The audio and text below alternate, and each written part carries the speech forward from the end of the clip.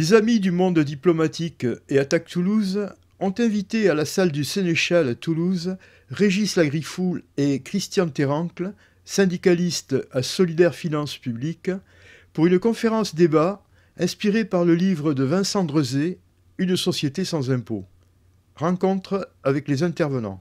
Un des propos et un des objectifs principaux de Vincent dans son livre est de faire de la pédagogie pour montrer que, alors que partout on nous explique qu'on paye trop d'impôts, qu'on n'en peut plus, que c'est le ras-le-bol fiscal, on veut montrer à quoi sert l'impôt, quelle est son utilité sociale dans notre pays, quel intérêt il y a à ce qu'on paye des impôts et, dans la tradition républicaine de notre pays, pourquoi ça a un sens d'être citoyen en payant ses impôts. Là, ce que vous avez là, ce sont des chiffres, j'aime pas prononcer ce terme-là, mais le coût d'un enfant pour la collectivité en France, de la crèche au lycée. Donc mon fils là, il aura coûté à la collectivité au mois de juin quand il a passé son bac, il est rentré à la crèche dans ces zones-là, il aura coûté 134 500 € à la collectivité. Ça cause un peu le chiffre, je trouve quand même. Parce que ça nous ramène à, mais est-ce que moi, j'aurais pu payer 134 500 € pour que mon fils passe son bac cette année? Je ne pense pas, honnêtement. Je ne pense pas. On parle d'un ras-le-bol fiscal. Est-ce qu'il ne s'agit pas plutôt d'un ras-le-bol des injustices fiscales ? Moi, je suis très sensible à ce ras-le-bol fiscal que je ressens de la part de nos concitoyens, qu'ils soient des ménages, des consommateurs, ou qu'ils soient des entreprises. Et ça, nous l'écoutons. Alors nous, en tant que syndicalistes, on a été, et en tant qu'agent des finances publiques, on a été un peu ulcérés, parce que celui qui a le premier assumé ce terme de ras-le-bol fiscal, c'était notre ministre à l'époque, Pierre Moscovici. Et nous, on pensait au contraire que son rôle était de faire de la pédagogie vers la population pour montrer quel est le sens, à quoi ça sert. Et surtout, il y a le débat que vous posez, qui est de l'injustice fiscale.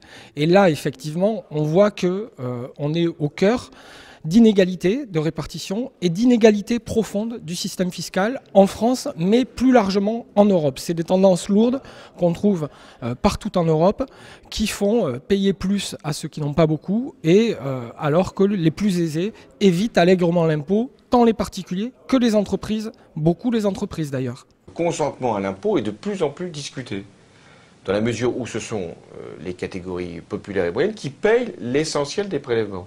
Nous, on pense qu'il y a nécessité de mettre sur la place publique tous ces éléments-là et ne pas les réserver aux seuls spécialistes, les fameux experts qu'on voit à la télé qui nous disent qu'on ne peut pas faire autrement, qui ont un discours très formaté et souvent très libéral en réalité.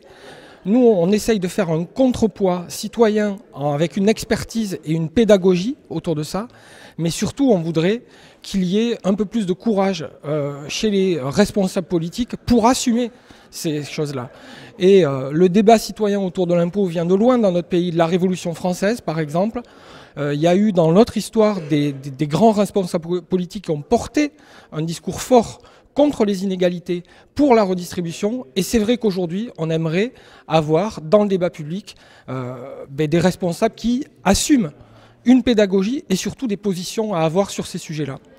Ce n'est pas vraiment le cas, et nous, en tant que contre-pouvoir, un syndicat c'est un contre-pouvoir, on essaye de faire œuvre pédagogique sur ces questions-là. Quelles sont les priorités pour mettre en place une fiscalité juste, simple et stable ? Il y a deux problématiques de notre point de vue. La dimension européenne, qui est un processus d'harmonisation entre pays européens qui nécessite un volontarisme politique qui n'est pas le cas actuellement. Il y a ensuite mettre sur la table quels impôts on veut et selon nous, le critère c'est celui de la justice et de la redistribution. On a une utilisation partout en Europe et spectaculairement en France des impôts qui semble indolore, que tout le monde paye, la taxe sur la valeur ajoutée, quasi la moitié des ressources fiscales de notre État, qui est un impôt contre-productif si on a des objectifs de redistribution des richesses, puisqu'on paye tous la TVA, quel que soit le niveau de vie que nous avons les uns et les autres. Donc on a des objectifs à avoir sur quels impôts on privilégie pour travailler, des processus d'harmonisation au niveau européen, Et ensuite, pour les particuliers, la grande question de faire revivre l'impôt sur le revenu. Nous avons fêté l'année dernière le centenaire de la création de l'impôt sur le revenu.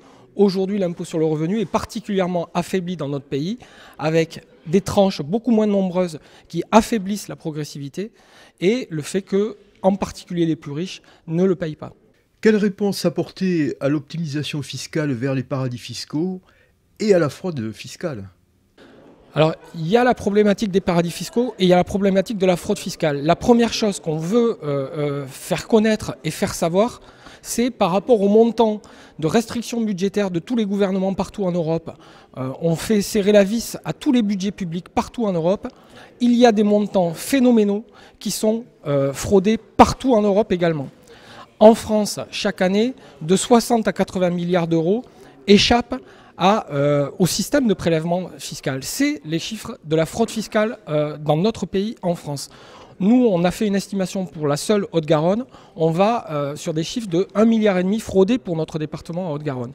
Partout en Europe, on a vu l'exemple de la Grèce récemment où cette problématique a fait que des montants énormes échappés au budget des États font que, de par le fait qu'on ne lutte pas suffisamment sur ces questions-là, on donne de moins en moins de moyens à la puissance publique et aux politiques de solidarité. Donc, l'objectif principal, c'est se rendre compte du système tel qu'il est aujourd'hui, des gens qui évitent massivement, des gens qui se gavent, et de mettre en œuvre des politiques pour aller récupérer cet argent et pour mettre en avant des processus d'harmonisation fiscale au niveau européen, des mécanismes d'information autour des entreprises, parce qu'un des gros sujets, on y reviendra tout à l'heure dans le débat, c'est les mécanismes entre groupes, internes aux groupes, qui se débrouillent pour faire sauter les bénéfices d'un pays à l'autre en fonction de là où on paye le moins possible.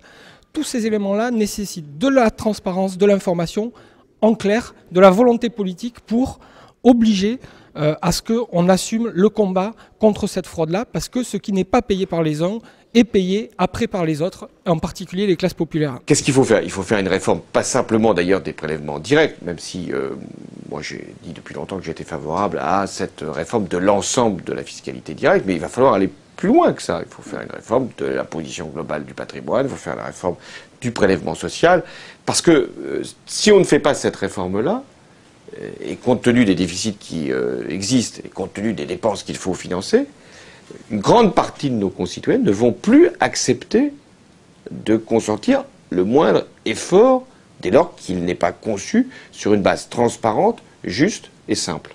C'est vrai que dans le débat des dernières élections présidentielles, le candidat qui est devenu président de la République avait mis en avant des mesures fortes sur les questions fiscales, et y compris une volonté de réformer les questions fiscales. Et on a vu que cet élément a été complètement balayé au fur et à mesure des années, et qu'aujourd'hui, on nous explique, c'est ce que disent les ministres, que la réforme fiscale est faite aujourd'hui en France. Or, on voit bien que, et sur l'impôt sur le revenu, et sur l'optimisation fiscale des entreprises, et sur la dimension européenne à amener sur ces questions-là, il y a un véritable problème. Et Thomas Piketty insiste beaucoup, de par ses productions, sur la question de la tendance lourde qu'il y a partout dans le monde, aux États-Unis, dans son livre, mais en France, on a la même problématique, d'inégalité autour de la possession de patrimoine qui sont en train de nouveau augmenter, alors que pendant 30-40 ans, il y avait une tendance à la baisse de ces processus-là. Donc on est au cœur de mécanismes inégalitaires qui sont en marche partout dans les pays développés, partout dans les pays européens, et Thomas Piketty a raison de constater l'échec. On attend le sursaut sur ces questions.